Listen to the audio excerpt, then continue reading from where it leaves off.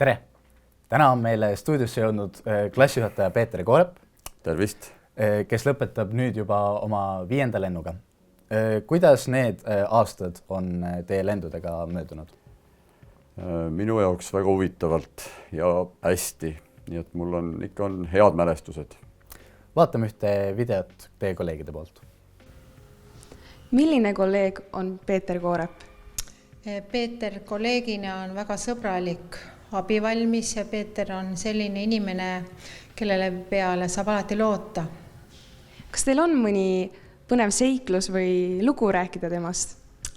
Ja neid lugusid tegelikult võiks rääkida palju. Me oleme Peetriga käinud Rootsi kruiisidel koos Peetri klassidega ja minu klassidega ja seal on juhtunud nii mõndagi ja igasuguseid asju. Aga eraldi välja nagu ei tooks ühtegi lugu. Peeter Koorep on tõeline meesõpetaja, sellepärast, et alati ta on kehalise kasvatuse õpetaja, kes käib tihti ka koolis ringi dressides, aga niipea, kui on mingi pidulikum päev, siis on ta ülikonnas ja selles mõttes on ta õpilastele väga hea eeskuju. Teine asi, mis Peeter Koorepit iseloomustab, on suur mõistmine.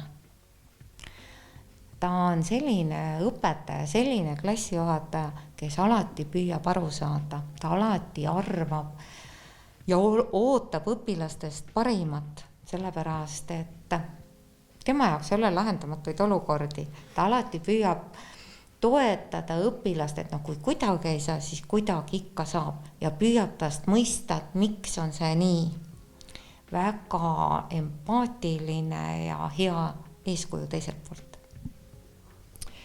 Õpetaja Peetri peale mõeldes tuleb ka esiteks meelde see, et oma välimuselt on ta eeskuju õpilastele, et kui on pidulikumad sündmused, siis ta on alati ka pidulik. Olgu see siis mingid aktused, riigieksam, kus juures riigieksamile tulevad õpilased natukene mõnikord ka mitte väga sätituna ega pidulikuna, aga õpetaja Peeter on alati pidulik.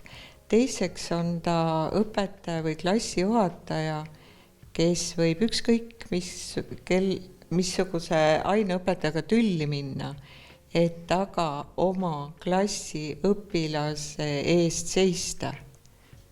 Ta ei karda kolleegiga pahandada ja temas on miski, mis iga lennu puhul tuleb välja see, et teda nii hoitakse ja armastatakse ja kuidagi ta on lemmikklassi juhataja alati olnud. See miski, mis temas on, see paistab vist ainult klassile välja. Jah, hästi selline, kuidas ma ütlen, et meesõpetajaid on meil ju vähe, aga Peeter on ka alati nõus klassi võtma. Ja talle kohe meeldib nende lastega sebida ja toimetada. Kas kolleegid öeldu peab ka paika? Pigem peab, ma loodan. Et pigem ju kiideti ja ikka peab uskuma, et äkki oli seal ikka päris palju tõde. Nii et aitäh kolleegidele. Õpetaja töö on selline töö, mida just paljud ei ihalda. Kas teil oli noorena ka mõni selline teine eriala, mis teile huvitav tundus? Kuidas nüüd võtta, kui noorena? Näiteks ju päris kooli ajal või väiksemast kooliajast ikka oli ju mingeid muid mõtteid ja soove ja kunagi ma mäletan, lapsena sai vaadatud päris palju Soome TV-d, kus näidati selliseid loodustokke ja kus reisiti ja Aafrikas ja ookeanid ja siis ma mõtlesin, et väga äge oleks olla näiteks loodusuurija, käia, sõita ja reisida igal pool. Et see oli selline nõukogude aeg ka veel, kus oli võimalusi palju vähem ja siis tundus see hästi nagu huvitav, et vaat sellist tööd võiks tulevikus teha.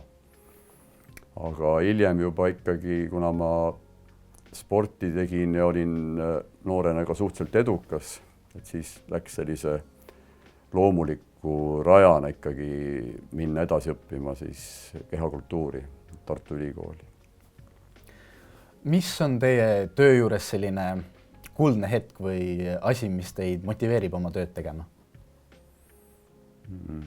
Noh, motiveerib võib-olla ikkagi tunne, et ma saan midagi õpetada teistele, mida ma oskan ja kui ma näen, et õpilased on selle juures ka rahul ja sellest midagi saavad ja hea tujuga lahkuvad siis kas tunnist või võib-olla ka siis klassijuhatajana, et kui ma tunnen, et ma olen midagi neile saanud kas ütelda või toetada, aidata, et see ongi selline, mis mulle pakub siis rõõmu selles töös ja võib-olla mille nimel siis on hea seda tööd teha.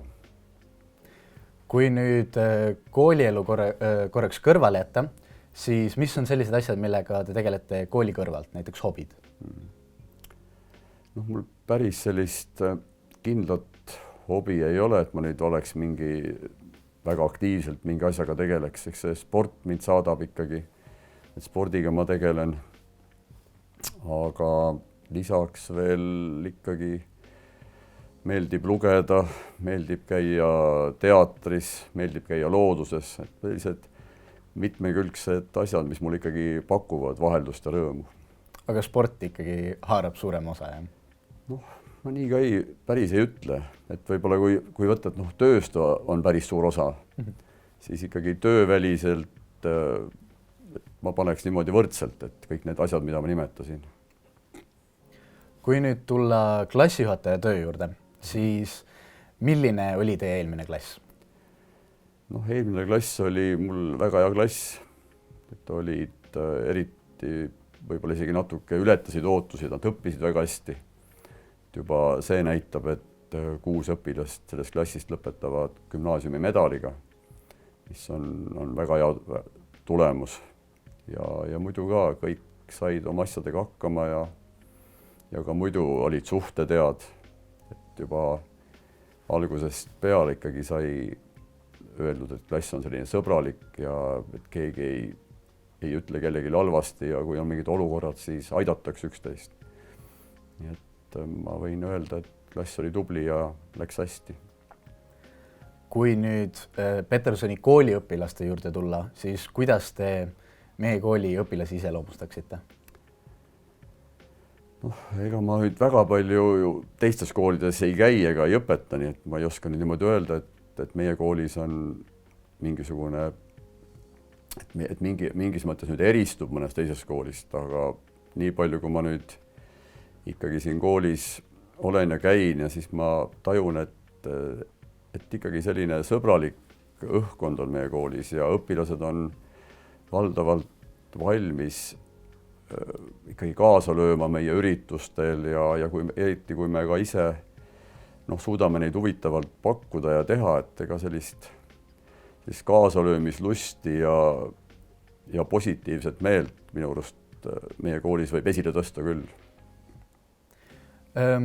Kas teil on enda juures mingid selliseid omadusi või asju, mida te sooviksite muuta või kas teil on ka selliseid asju, mida te kindlasti ei muuda või muudaksite?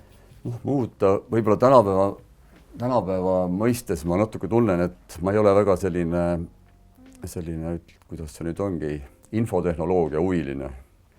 Ja mõnikord ma tajun, et võib-olla võiks olla sellist huvi ja tahtmist mul rohkem võib-olla mingisuguseid rakendusi kasutada või siis sotsiaalmeedias veel mingeid võimalusi. Et ma klassijuhatajana ka tunnen, et mulle ikkagi meeldib mingi konkreet, on see siis stuudium või veel mõni muu, et sellist võib-olla infotehnoloogia suuremat huvi, seda võiks mul olla. Aga kas on ka mõni selline tugevus, mis teil on? Tugevus on võib-olla see, et ma arvan, et ma ikkagi oma aineõpetajana olen ikkagi valdan oma ainet ja selline võib-olla sõbralik nõudlikkus. Ma arvan, et ma olen üldiselt sõbralik, aga ma ikkagi olen järjekindel selle juures. Et ajan ikkagi järjekindlalt oma asja, aga püüan teha seda sõbralikult. Et võib-olla see on selline minu tugevus. Kuidas te aitate sellistel krutskitel õpilastel oma klassist läbi saada?